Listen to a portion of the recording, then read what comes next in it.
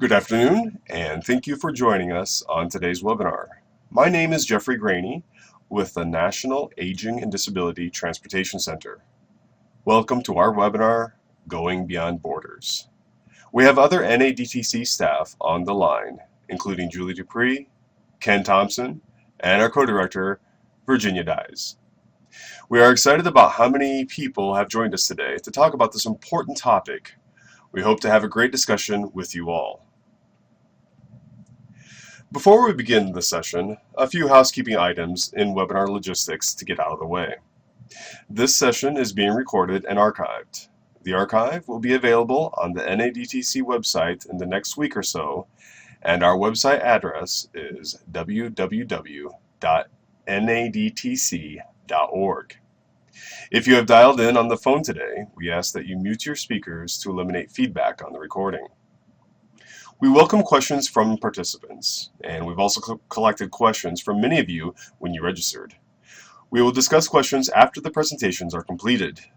If you think of a question during the discussion, please feel free to type a direct message to NADTC staff, and we will collect those questions throughout the webinar to address during the Q&A period. We will not take questions on the phone. Closed captioning is also available for today's session. To open closed captioning on your window, please press Ctrl F8. An additional window will open where you can resize and format the captioning as you wish. You may resize the captioning window so you can see the captioning and the PowerPoint presentation at the same time. If you are having difficulty with Blackboard functioning, please contact Blackboard Technical Assistance. The phone number is 877-382-2293. Now, to explain a little bit about the NADTC, the National Aging and Disability Transportation Center, is a partnership between the National Association of Area Agencies on Aging and Easter Seals, and we are funded by the Federal Transit Administration. At the NADTC, our focus is primarily on working with communities and states around the country to help them address accessibility issues that particularly impact older adults, people with disabilities, and family caregivers. Those are our primary target audiences. We have a number of communication vehicles. We hope you have already looked at our website, www.nadtc.org, and we invite you to check out our Facebook, Twitter, LinkedIn, and YouTube accounts. Also, please remember to sign up for our e-alerts that come at least a couple times a month. A bit of background as to why we're having this webinar. The NADTC recently wrote a report summarizing various trends we identified over the last year. Going Beyond Borders is one of 8 topics addressed in the report. The 2016 Trends Report is currently being formatted, and we expect to post it on our website in a few weeks. Crossing county or state lines may go unnoticed by many of us when driving. But for many people, especially older adults and people with disabilities who cannot drive, that line may represent a barrier to much needed services. Being able to access medical care, shopping, work, and social connections is vitally important to people as part of their daily lives. While many people, including older adults and people with disabilities, are able to accomplish this on their own, those who rely on public transportation services sometimes encounter obstacles based on the geographical area served. We know that many of you joining us today recognize this issue as a challenge. This webinar is an effort to highlight 2 transportation programs that provide services that cover multiple jurisdictions. Through partnerships and cooperation with various other organizations in their respective areas, these transportation services enable clients and passengers to go beyond a typical jurisdictional border. Our speakers will be discussing program development, funding sources, overcoming financial and political obstacles, and developing partnerships. Our first speaker is Herb Mullen, Director of Transportation, Intercounty Public Transportation Authority in Elizabeth City, North Carolina. Immediately following him will be Kendra McGeady, Director of Transit, Pelivan Transit, Northeast Oklahoma Tribal Transit Consortium, Grand Gateway Economic Development Association. Following the presentations, we will answer the questions that you have asked in the chat box, as well as those that some of you had asked when registering. Please submit your questions through the chat box to NADTC staff. Without further ado, please allow me to welcome our first speaker, Herb Mullen. Herb?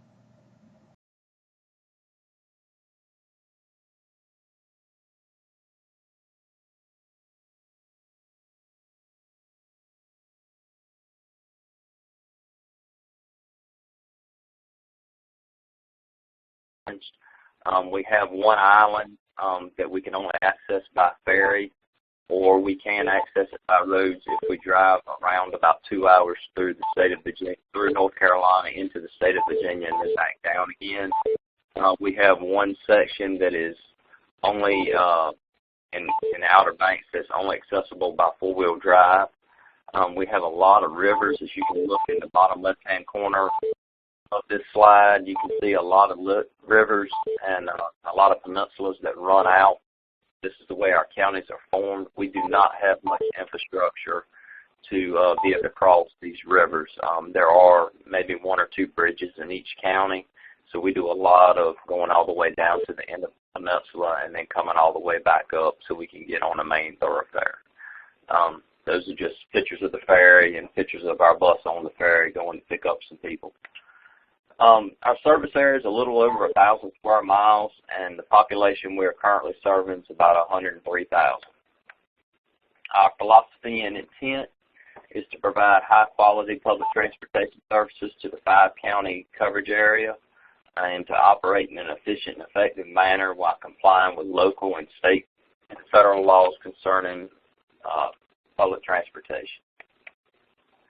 Program goals to enhance passenger accessibility in rural areas to access health care, shopping, employment, public services, and recreation, to assist in the maintenance, development, improvement, and the use of public transportation in rural areas, to encourage and facilitate the most efficient and effective use of federal, state, and local funds, to provide passenger transportation through coordination of local programs and services within ICPTA service area.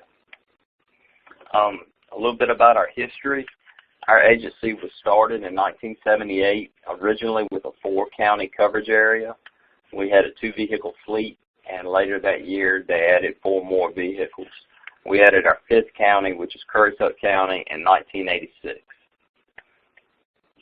Our current status is we have a 29-vehicle fleet of revenue service vehicles. We're a 5-county transportation authority. We have 24 full-time employees, 17 part-time, and we have a total of 41 employees. All right, this is the nuts and the bolts of it. Why was ICPTA created as a regional system? Way back in 1978, the county commissioners that ruled and governed the counties we serve now were historically made up of farmers or agricultural-based businessmen who took a common sense approach to getting things done with as little as they had. County lines didn't mean anything to these farmers, as if one of them were in a bind, they would go across and take their personal equipment and help somebody else that was in another community. Farmers historically have had a good reputation for pulling together and in times of need to make things happen. A statement that my boss used to always tell me is, if the ox is in the ditch, let's just get him out. We don't worry about how we're going to get him out. We'll just get him out. And that's kind of the approach that the commissioners at the time took towards public transportation, health department services, and some other local government entities at the time. The counties didn't have a lot of money, so for them it just made sense for them to pull their resources together and operate regionally. Let's go on to the next slide. Our organizational flow is a little hard to see there. Right now, Intercounty Public Transportation Authority is part of another larger regional health department. We're probably the only transit system I'm aware of in the country, I know in the state of North Carolina, that's affiliated with the health department. The health department was regional first, and when the commissioners when the state of North Carolina told them that they had to enact public transportation and all the counties in the state of North Carolina, the health department was a good model because it was already working on a regional basis, and they put transportation within the health department. I answer to the health director. He answers to our governing board, and then we've got the hierarchy of just your normal transportation entities. Our operating statistics, you have to apologize that some of these statistics are a little bit old. I got recruited for this about last Thursday to do this presentation. I'm happy to do it, but the OPSTATS aren't 100% up to date. In 2015, we did a total of 869,000 miles. Total passengers was 96,626. In 2015, our average scheduled trips per day were 467. We're probably more like 550 to 600 a day now. Our average passengers a day were 391. We're probably averaging 450 to 500 passengers per day. Our no-shows are still on the down, are still decreasing. We've actually done 20% less no-shows this year than what we did before. And for us, those that aren't in the transit lingo, a no-show is when we arrive at somebody's home or destination to pick them up, where they have scheduled to ride our bus, and they don't show up for the trip. We consider that a no-show. But we've worked really hard to prevent having the waste of resources, and our clients are working with us as well. Our passengers per trip hour, we do about 2 passengers per hour. Our passengers per mile is 0.11. That's been pretty static over the last 3 years. Our cost per trip is about $18. Cost per mile is about $2. And our cost per transit hour with everything rolled in once, about $37. And all of these are 2015 numbers. Regional funding. The regional funding is the core of outside of the relationships we have, but it's the core of how we operate and how we keep things going. The state of North Carolina gives us what we call Rural Operating Assistance Funds every year. It's given to every county within North Carolina, and these funds are intended to catch people that fall through the cracks that aren't covered under another government entity or government resource to pay for public transportation such as Medicaid. EdTAP is the elderly and disabled section of that. We are allowed under the state of North Carolina to take that EdTAP money and use it as match for 5310, which allows us to basically double the amount of money that we could get. 5310 is a federal fund for elderly and disabled transportation assistance program. Our RGP, that is the core of what our transit is built on so far as the state of North Carolina is concerned. RGP for us means Rural General Public. We are a general public transportation system. This was the basis that we were set on. We're not necessarily a Medicaid transportation system, a mental health transportation system. We are a general public transportation first, and any other entity that wants to ride is welcome to do so. EMP for us, that's employment transportation dollars. When it was available, we were taking that money and matching it against JARC or 5316 funds. That was the Job Access Reverse Commute Program. That was a federal program through FTA. We use those funds to take people to and from work. Our 5311, I've got NCDOT behind that. We are not a direct 5311 recipient. We are a sub-recipient under NCDOT. Our NCDOT facilitates the 5311. We have to fill out a grant application and meet all our federal requirements through FTA, but we report to NCDOT, and then North Carolina Transportation reports to FTA. Monarch, that is a mental health program that also covers the 5 counties that we serve. We do transportation taken to taking their clients to and from skill building workshops throughout the area. Skills Incorporated, that is a developmental workshop that teaches people that may have a mild disability. They teach them skills to how to go on the job. They also do job coaching. We do a high degree of transportation with them. Funding by county. Our counties at this time, we have not 100% implemented the NEMT, non-emergency medical transportation, Medicaid module. We're looking at doing that this year. We get a local county match from all 5 counties that we serve, and collectively that match totals up to be about $75,000. So I've got 5 counties that as a group put in $75,000 to our transit system a year. The rest of the money we either operate off of grants or contracts. Miscellaneous local contracts and Home and Community Block Grant, Home and Community Care Block Grant. These are our aging funds in North Carolina. They're a big player so far as funding comes for our local public transportation. They don't give us direct funds. We provide services for them and bill the trips to them directly. One of the things that has allowed us to operate so cheaply to our counties recently is the implementation of propane conversion kits.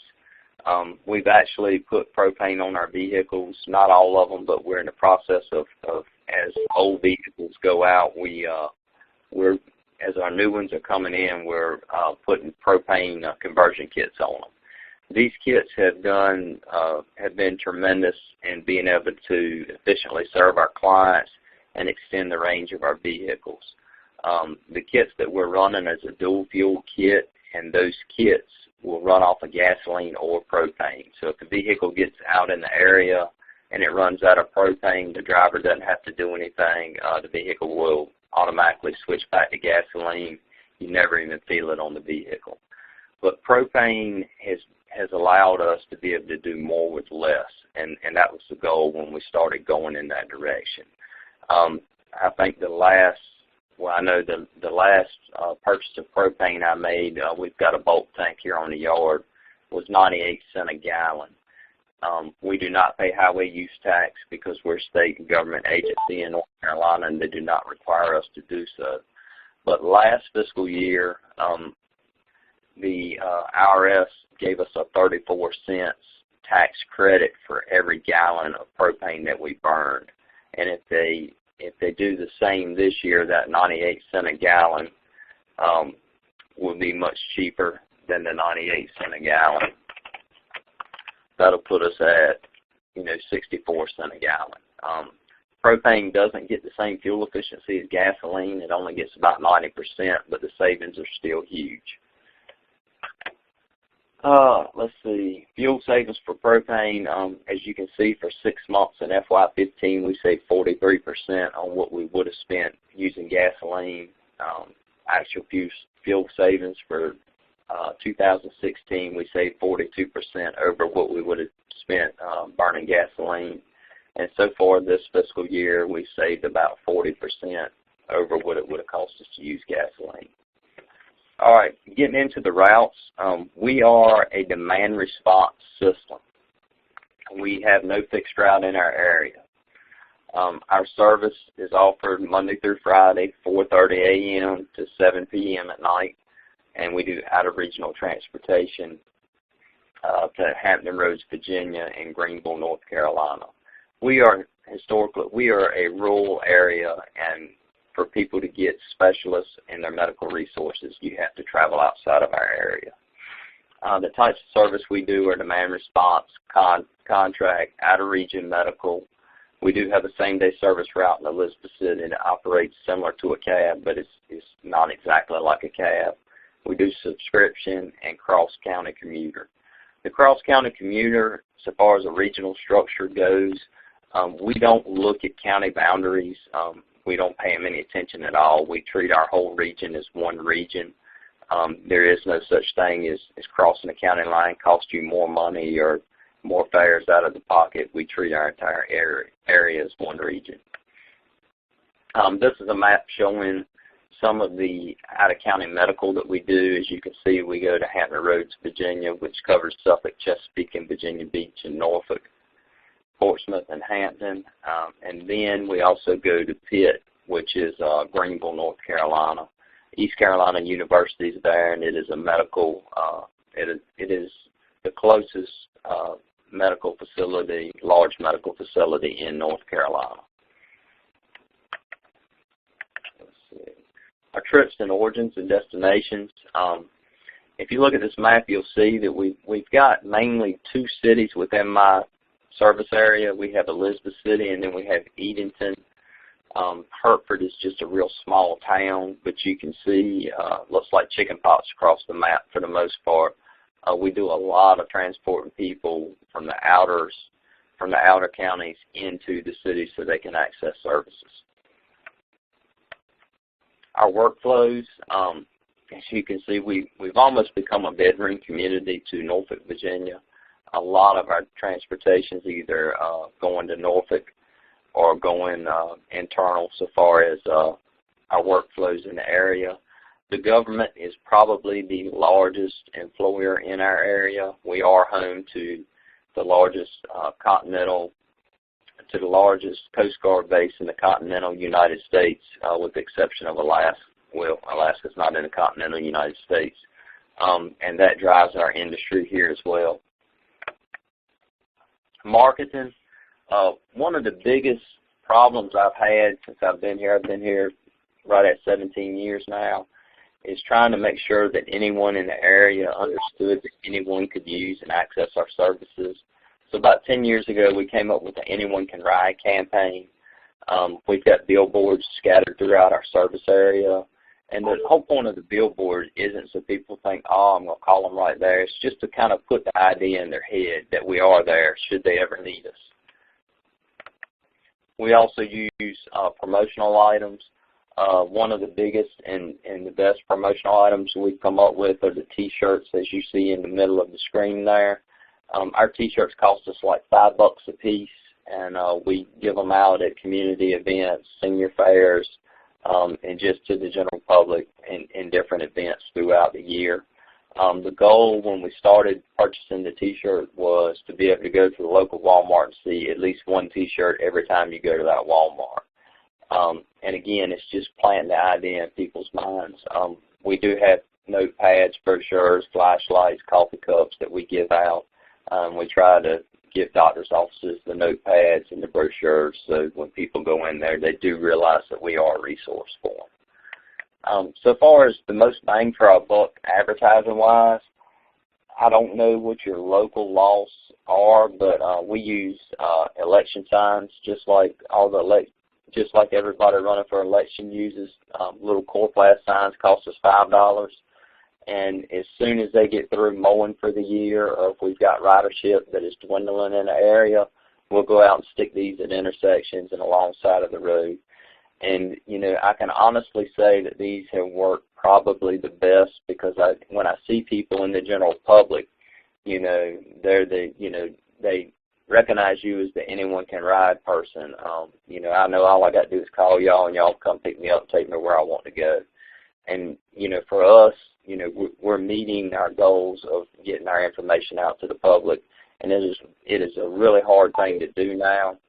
Social media, you would think it would be easier with social media, but the problem is there are so many different areas and avenues that our clients get their information from. It's hard to just hit one that will reach all of them, and I don't know if you could ever hit one that would reach all of them.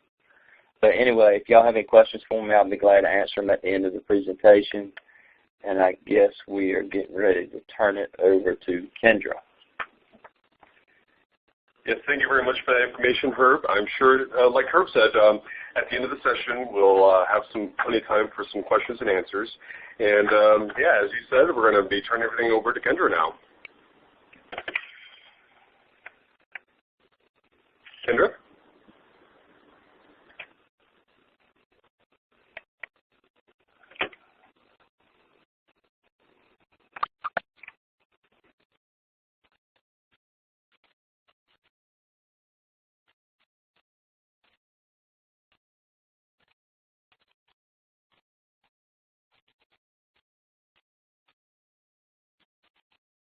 severe.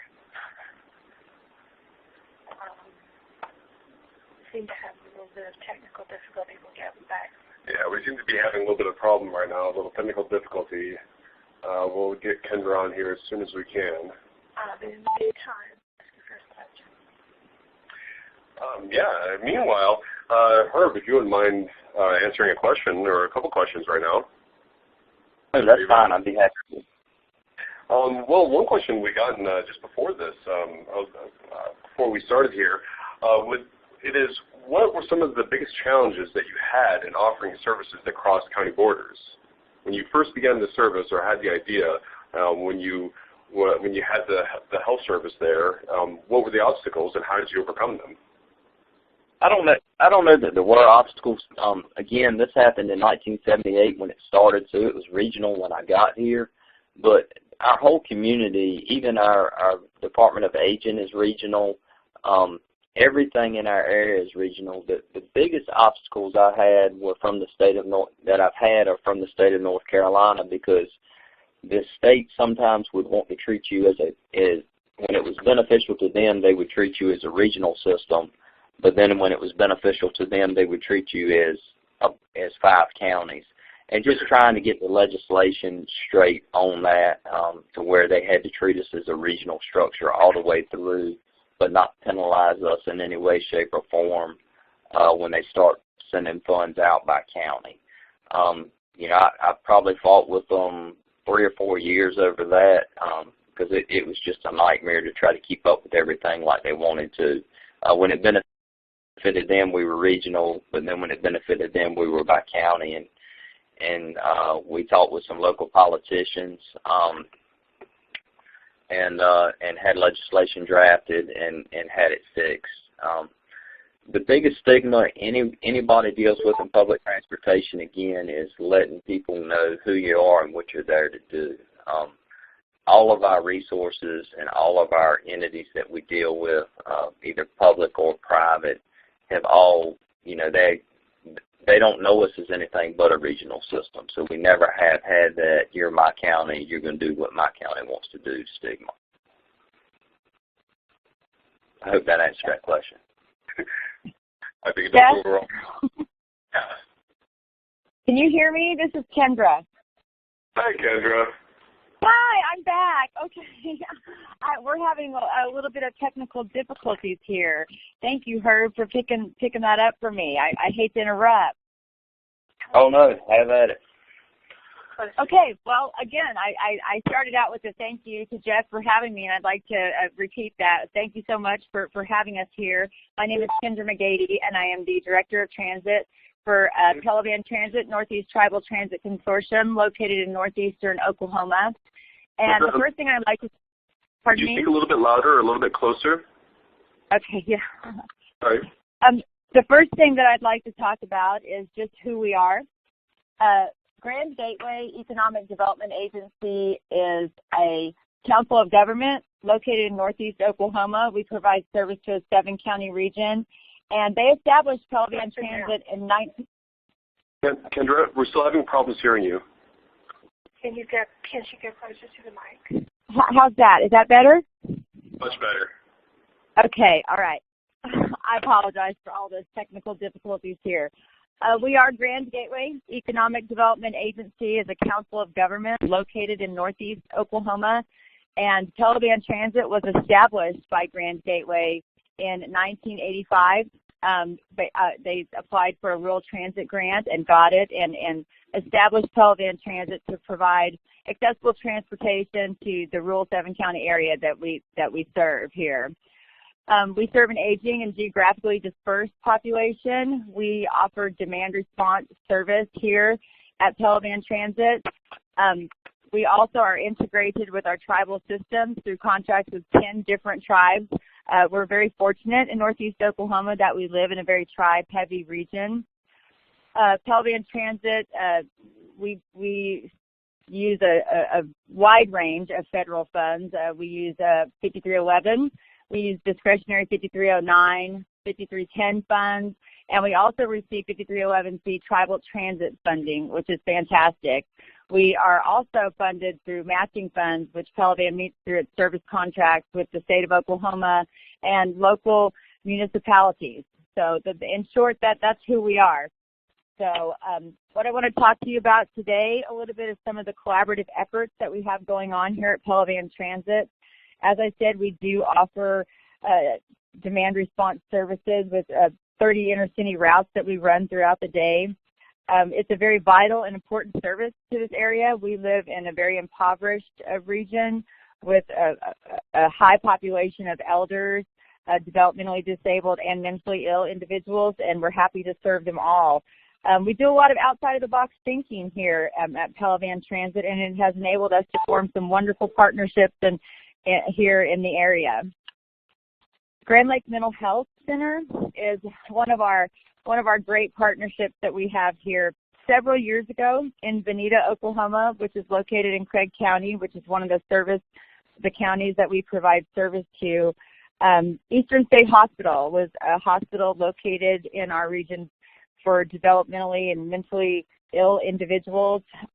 They closed the doors several years ago, about 10 years ago, and our community and the surrounding area received an influx of mentally ill persons, resulting in a very high concentration of group homes serving these individuals in our area. So together we formed a partnership with Grand Lake Mental Health to transport its clients to and from their appointments throughout our 7-county region. They do provide service in all of that area. So these appointments, they provide socialization, nutrition, medical appointments, and just generally promote wellness amongst the mentally ill individuals here. In a 12-month period, we provided 49,397 passenger trips, totaling 52,527 revenue miles for Pelivan Transit through this partnership, which is fantastic. Another partnership that we have is the Veterans Ride Connect. This is a project that we're very proud of at Pelivan. We have partnered with 6 transits across a 24-county region that includes CATS, Kaiboy Transit System. Kendra. Yes? Yes? Just interrupting again. Just can you speak close into the mic because you kind of go in and out? That would help. Okay, I think I'm as close as I can get. I'm doing the best that I can. Because it kind of gets loud sometimes and goes quiet. Okay. Let me see if I can adjust it.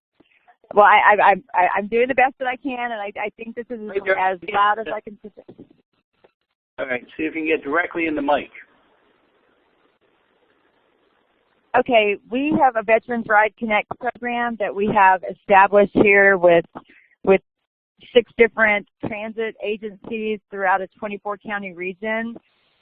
We work together with the Jack C. Montgomery VA Medical Center in Muskogee to provide rides to and from medical appointments at just a variety of the Veterans Hospital and clinics across the very large service area. As you can see, 24 counties is a large region, and we're happy to serve everyone in that area. This project was made possible through funding that we obtained through INCOG, which is one of our fellow councils of government. It's the Indian Nation Council of Government that's located in Tulsa County. Because of this partnership, we have been able to infuse over $500,000 in grant funds in 1 and 2 rounds. These funds have been used for technology and enhancements and needs such as our computer systems, very smart transit software, transportation software through Route Match, which is probably a system that people on the webinar are familiar with. We've created a web portal that sets up a centralized call center to take calls from veterans or from the veteran centers to provide these rides to the individuals who contact us. Again, this was actively pursued through grant funding from INCOG. I want to touch base now on each of the service areas, the counties that we provide service to, and talk about what we do in those different counties. Craig County is where we are headquartered in Big Cabin, Oklahoma. It is also home to our flexible fuel maintenance facility, which was completed, about 2 years ago, and it has been in full operation for the last year and a half. The facility was built through a partnership with the 9 Tribes Consortium, that we have. It's one of our great partnerships that we have here that I'll touch base on a little later on the presentation. But it is an 8-bay facility that's specially equipped that not only serves Pelivan Transit's repair shop, but we also do automotive training there, another partnership that we have with one of the tribes in our area. It's just a collaboration effort with the Eastern Shawnees and the Northeastern Oklahoma Technology Centers. We currently graduated 2 students and are getting ready to open up our second round of classes, and we're very excited about that. Home of Hope is also located in Bonita. It's a facility that provides services to adults with developmental disabilities throughout a 4-county region that we provide service to. And we do work routes for Home of Hope. We transport their individuals to and from their places of employment, and we do so with JARC funding. I believe Herb touched on JARC funding a little bit. It's for job access resources, and we've been able to work together with them and form this great partnership that we're very excited about. It's just getting up and running. In fact, we just started it February 1st, so we look forward to a long and happy relationship with Home of Hope. Because of our collaboration with the Cherokee Nation, we have demand response dollars that are infused to transport tribal citizens to and from their medical appointments, including the very beautiful, recently completed Cherokee Nation Health Clinic. You can see it on your screen there. That's located in Bonita, and that's one of the many clinics that we provide services to throughout our area. Delaware County, one of the very strong collaboration efforts that we have in place in Delaware County is with our area agency on agency and Delaware-Ottawa County, Craig County Senior Nutrition Programs, which provide hot nutritious meals through the Senior Lunch Program in Grove. The Grove Senior Citizen Center is a hot spot. It's a very social place, and we're very proud to take people to and from the programs there. It's more than just a meal to them, as I'm sure most of the people on here understand. It's about socialization and getting out. Through our agreement with AAA and DOCS, we're able to provide free transportation to and from these nutrition sites, doctor's appointments, and the pharmacy, again, at no cost to all of our riders. Mays County is home to our Park and Ride work route. This program includes 3 buses that leave from the Walmart parking lot and transport employees to and from Cherokee Nation Enterprises businesses just over 40 miles away. So once again, we are connecting cities through employment opportunities via our transit services. The Mid-America Industrial Park is also located in Mays County. It's located in a city known as Pryor and is an employment hub with more than 6,000 employees working at 73 different businesses, and we are currently working on developing park and ride routes with them as well. It's something that we've wanted to do for a long time, and the ball is rolling on that, so to speak. So we're moving forward and hope to get those in place within the next year. Ottawa County is in the very corner of Northeast Oklahoma. It's a very special area because it is the county where the 9 tribes that we have formed the consortium with and the Intertribal Council are located. This is a partnership that, as I said, is called the Intertribal Transit Consortium. The consortium manages their tribal transportation, which is integrated through Pelivan. This is something that we've been doing since about 2008, and it's a wonderful program and serves everybody very well. A major point of destination is the Northeast Tribal Healthcare System facility, which was completed in 2012 and is a result of a collaboration of the 8 tribes in the area, which is something that's just almost unheard of. It's a beautiful facility, and we transport almost all their patients to and from on a daily basis. Another example of working partnerships is between the consortium and the recently constructed Eastern Shawnee Learning Center. We help transport young students to field trips and outings almost daily during the summer months, and that's a wonderful program as well. Rogers County, this is a very interesting place. This is the Cherokee Nation's Hard Rock Hotel and Casino is located in Rogers County, as well as the Claremore Indian Hospital. Over the past 12 months, we have provided over 13,000 rides and traveled 209,900 miles to the Hard Rock Hotel and Casino in Rogers County. And through that, we have provided multiple routes for multiple shifts. We take people to the Park and Ride program that I touched on, and it works out great for Pelivan and the Cherokee Nation, transporting tribal citizens to and from their place of employment. Oftentimes, transportation is such a barrier, so we're very happy to do that. In an effort to extend our work routes, we have also added a stop in a nearby city along the way as a drop-off spot for employees at the Claremore Indian Hospital. Once again, because of our 10-tribe collaboration, we have Federal Indian Hospital in our region, and we were able to utilize more than $1 million a year in tribal transit funding for transit services to meet tribal transit needs.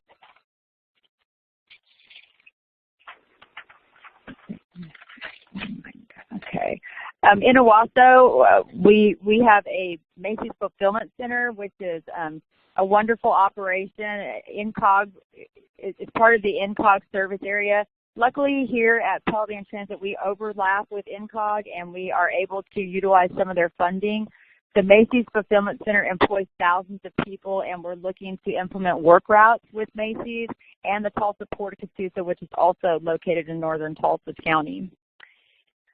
Bartlesville is located in Washington County, and this is a very interesting collaborative effort that we have going as well. We provide the Pelivan Circuit, which is just a circuit loop that runs throughout the day. We provide this at 25 cents one way for individuals to utilize the service. The City Ride also operates in Bartlesville and Cimarron Transit, but we all have found a way to provide our own service in whatever way is necessary for the people there. Some of our future vision includes connecting cities through education. Our service area is home to a number of educational facilities. We have an OSU campus in Tulsa. We have an OU campus in Tulsa. We have Tulsa Technology Centers. We have Northeast Oklahoma A&M College. We have Rogers State University located in Claremore, an NEO satellite office that is located in Pryor. So we have a number of technological schools and colleges and universities in our service area, and we hope to establish ongoing transportation provided to them exclusively through Pelivan through work routes. It's something that we look at in the future. Collaboration isn't just about giving up on your individuality, it's about realizing our greater potential. Joseph Rain said that. I always like to include that because collaboration efforts are so important and vital, and finding the right partners can be very lucrative and beneficial to everyone involved. So, do we have any questions? Well, I was going to say thank you very much, both Herb and Kendra, for all the wonderful information you had given us. And as she said, we're going to turn this over to the question section. Some of these questions will be from when you had registered for today's webinar, and others you can ask by typing directly into the chat box by typing NADTC staff in there. If we are unable to get to your question today, we'll get back to you individually, as well as post a FAQ about today's topic, going beyond borders, on the NADTC website. I guess, Kendra, if it's all right with you, then I would like to start off by asking you one question, because Herb kind of touched on this one a little earlier before you joined us, but when you started, what were some of the first steps you had starting a coordinated system? Well, as I've explained to you, I wasn't here for the genesis of getting these systems started, but one of the things that you do have to do when you're working on a coordinated system is you have to get the governing board of any of the agencies or organizations that are in the service area involved. You're going to probably, you're going to need your council of government, I would think would be a good idea, and talking to the municipalities. The cities that we serve subsidize us, so it is important to get them all on board. Your county commissioners, your city councils, it's very important.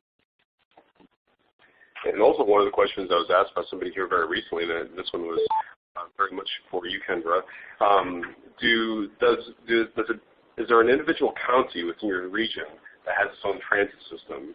And if so, how do you work with them? No, there isn't. We provide all the transit in our 7 county. one thing, if you're in another person's service area, to my knowledge, you have to get an interlocal agreement signed, but we do not have that. We're exclusive to the Northeast Travel Transit Consortium, and Pelivan Transit is the only provider in the area in which we provide services. Okay. And thinking of providing service, Herb, this is a question that somebody posted for you a little earlier. They said that they had a challenge in filling seat space in their rural areas. And as a rural delivery service or delivery area, how have you addressed the issue, if you have that as an issue? Seat space is always an issue. It's not, when you're in the rural community, you've got to cover so much ground to get to the clients that you serve. First thing in the morning and last thing in the evening, our buses are pretty full when we're bringing people in and then when we're taking people home. But during the day, we just suck it up and do the transportation. We've got our cross-country routes out in our rural community set up on more or less, it's not a fixed route, but more or less we know what time we're going to be in your specific area, and that's typically based around our dialysis schedule. So if a client lives, say, 40 miles out of town and they want to come into town, we give them the times of when the bus is going to be in that area so they can kind of schedule their needs around that, and that helps tremendously. It will allow people to group up and know when the bus is going to be in their area to fill those seats. Thinking of in the area, kind of a related note to that, somebody else had asked when it comes to at the end of the shift, this is kind of a logistical question considering the areas that you guys serve for both of you, but at the end of the shifts for the drivers, do the drivers take those buses home themselves and then later on have some sort of maintenance facility to take it to periodically, or central place where all the take the buses back to? Well, in our case, if I may... Go ahead. And Herb. Well, in our case, we have 4 different satellite offices, and our drivers park the vans there. We don't take them home. We do have one central maintenance facility, which is located in Big Cabin, and we do all of our service there. But we don't drive. The drivers don't drive the vehicles home at night. They park them. We do outpost some vehicles at some of our drivers' houses, and the reasoning behind that is it's just so much more efficient for them to start at their house. And the ones, I don't have many, but I have a few. But, I mean, they live like a mile from their neighbor, and for them to come into our facility, they'd have to drive in 30, 40 miles to the office and then 30, 40 miles back to the client that lived just a mile down the road. We do have that in our outer counties. Maintenance-wise, we do have our own maintenance facility, and my maintenance crew will rotate the vehicles in and out of service. All the vehicles at some point or another end up near our main local office, and we'll rotate them around like that for maintenance. Right. Also, since a lot of people are joining us because of, well, what comes down to it, money, the question for both of you, any specific funding for transportation options that you're aware of, or for transportation options shared across state lines and borders? Yeah, I know some of the federal transit funds, depending on which urban area you're in. I'm a rural system, so I don't deal with it much, but I do know that in the southern part of North Carolina that Myrtle Beach's area encapsulates part of southern North Carolina near the Wilmington area, and I do know those funds are spread across both states. Right, and I think that funding can come, can range from private to public partnerships with interlocal agreements with your neighboring state departments of transportation and things like that.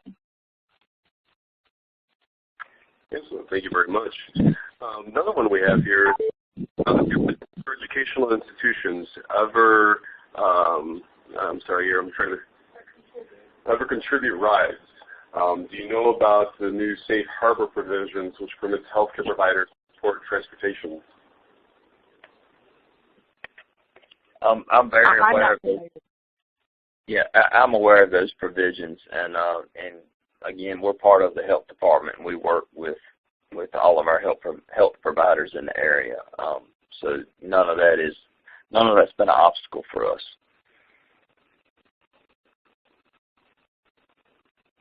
And do they pay for the rides? Our health providers do pay for some of the rides. Yes, they do. And what about for you, Kendra? Yes, some of them do.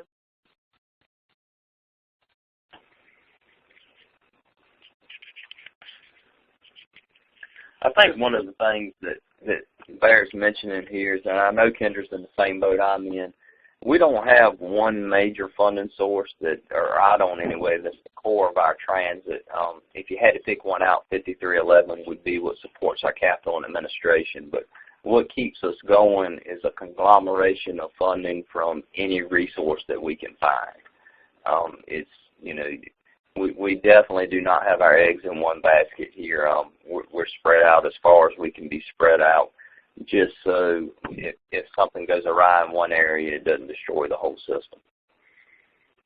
Absolutely, Herb. We're in the same boat with you. We do get a variety of different funding, and we also at Grand Gateway have a Grand Gateway Economic Development Agency foundation. So we are able to accept private donations as well that we feel that go to fund different programs within Grand Gateway, Pelivan Transit included.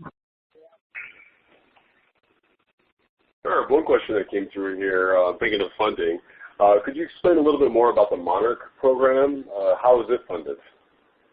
Monarch is a mental health program that is funded. I guess they're funded through mental health.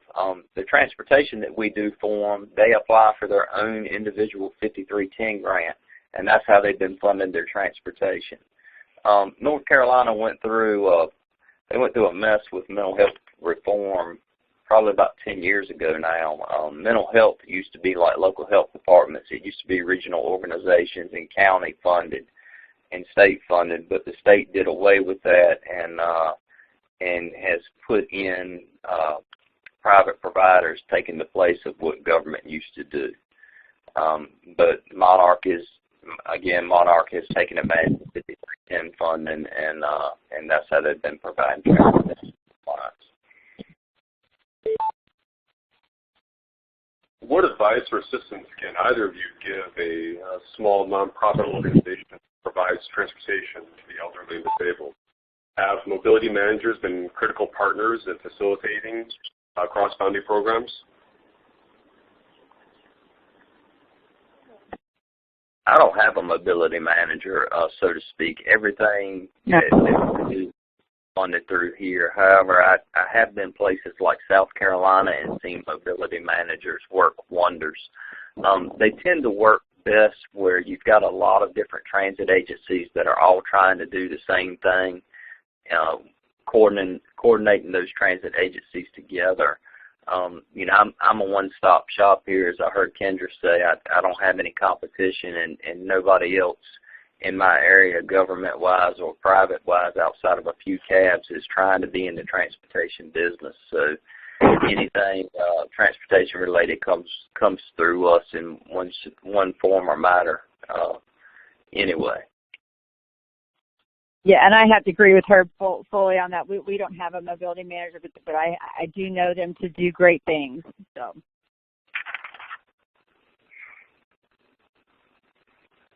And I'm sorry about that, but the first part of the question is, it was better to have said as two questions, but what advice or assistance can you give for small nonprofit organizations that provide transportation?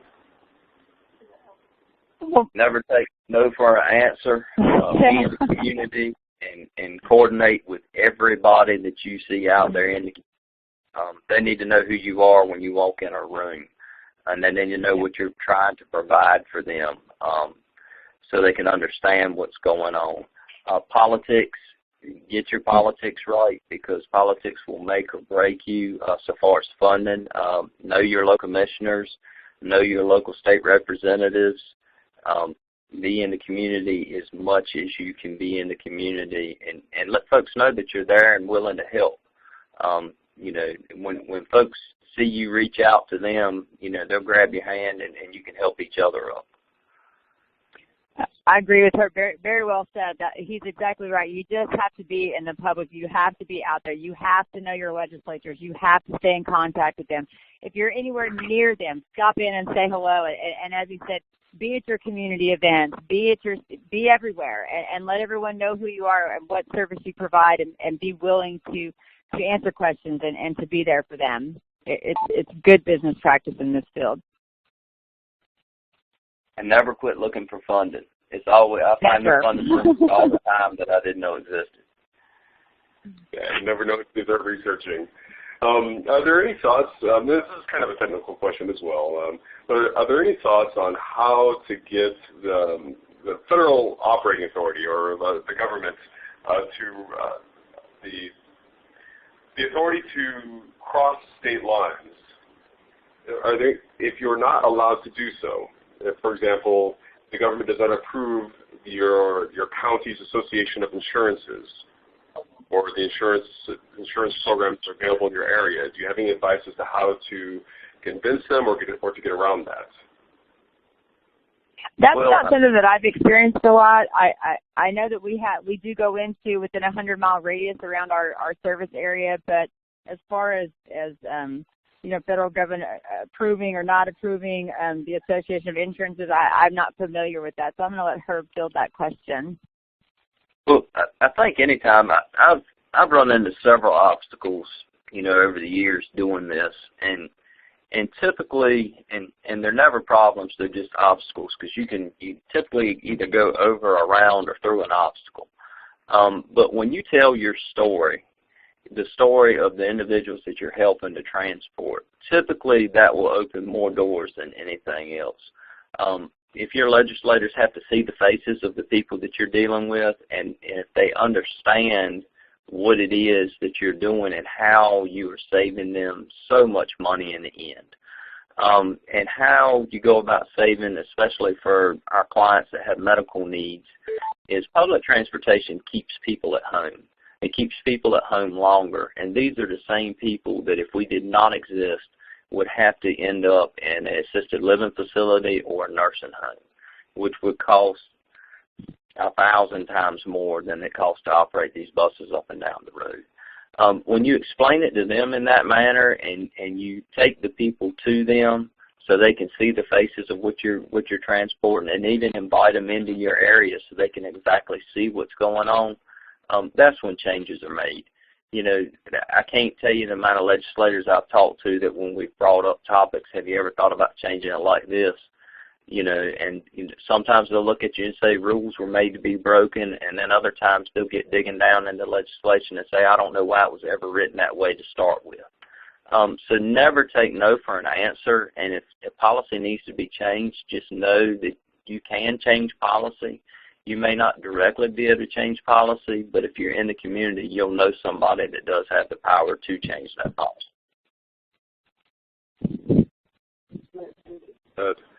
Now, again, technical question here. How do you determine fares and cost sharing?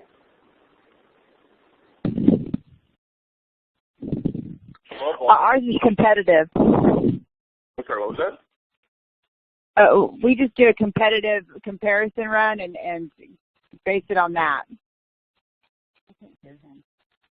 And what about the cost sharing in between the different areas that you serve? For example, how does each county or tribe decide together? How do they decide what they're going to contribute individually? Each of our cities do it based on the ridership that we provide, the number of citizens, and just the subsidy on the overall cost of providing the transit in that area are different. Now, our tribes are different, but our different cities, they subsidize different amounts based on the hours of service and how many vehicles and drivers we have working in that city or county. My stuff's just based on population, and we don't contract with any transit providers. I don't have any contracting agencies. We do all our transportation in-house, and we base our rates and fares using a fully allocated cost method.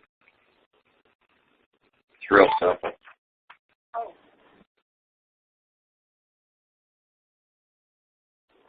Another question just came in here is, do you have seniors and people with disabilities, the passengers that you're serving, on governing boards?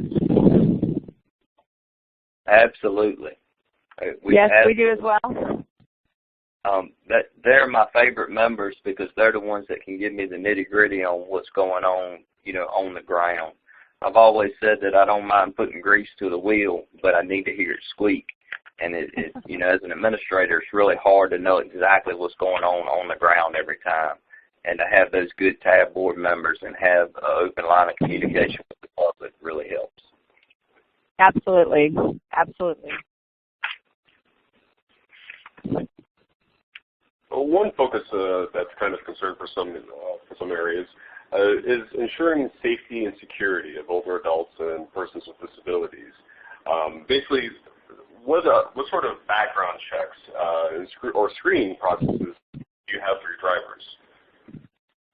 We follow the Department of Transportation guidelines at Pelivan Transit, and we have a very extreme vetting and background check of our drivers. They go through physicals and drug and alcohol testing, and of course, we have cameras, security cameras installed on a number of our buses. We have the same. We've got the cameras, and if they've got anything wrong with them in their background, our background check's going to pull it up. And right. Sometimes it's difficult. Sometimes you feel like you almost want to give somebody a chance in their background, shy away from it, and move on to the next applicant. That's right. Great. Well, so far we've gone through most of the questions. Do either of you have any sort of parting words or things that you would like to be sure that our audience is aware of? I guess we'll start with you, Kendra. Well, the one thing that I would have to say is that collaboration is so important. And if you have organizations or agencies, nonprofit, for-profit out there that are not in the transportation business but have a lot of people to transport, go and talk to them, reach out to them, go to your nonprofit organizations, provide the work routes, do the work, and don't give up. And as Herb said, you don't take no for an answer. You have to go forward and move and think outside of the box. Attend these webinars, talk to different transits and see what they're doing. One thing I've learned in the short time that I've been in transit is that there are no secrets amongst the different transit providers, and everyone's willing to reach out and help you and talk to them. You can get great ideas from other transits and see what they're doing, and you can utilize it in your own system. I would say just grab hold to any resource you can, such as this webinar, Jeff. Community Transportation Association of America, they always have money to do research and studies in specific areas to better provide mobility options for people. Use whatever resources you can find. Google is a great source because, like I say, a lot of times there's money out there that you didn't realize was out there, to come in and do a study and see what it would take, what does the community want, what will it take to make it happen, and what hurdles may need to be accomplished, may need to be overcome to be able to get there. Again, Kendra said it very well, never take no for an answer, always know that there are no finites. It's just always a wall, and you can go over, around it, or through it if you have to. Very well said for both of you. If any of our participants have any sort of questions right now, please feel free to still put them in the chat box. But otherwise, if we did not get to your answer or to your question today, we will get back to you and post a FAQ about today's topic, Going Beyond Borders, on the NADTC website. The slide that I have up currently is some useful resources, including the websites and email addresses of our guest speakers' organizations. And we hope that you will find many of these useful. If you have any additional questions or anything occurs to you after this webinar, please feel free to contact me directly. We will be posting a recording of this webinar on our website, www.nadtc.org. And again, a big thank you to Herb and Kendra for their time and sharing so much great information with us. Thank you very much. Bye. Thank you.